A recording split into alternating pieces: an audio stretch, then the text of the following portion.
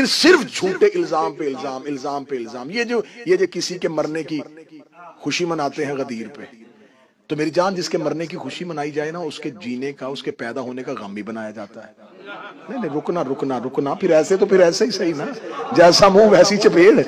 پھر ٹھیک ہے، جس کے مرنے کی خوشی منائی جائے تو اس کے پیدا ہونے والے دن، اس کی ڈیٹ آف برتھ پہ ہمیں سوگ بھی منانا چاہیے. شیعہ اس دن بڑے غمگین ہو کے کالے کپڑے پہن کے بیٹھے تھے، آج وہ پیدا ہوا تھا.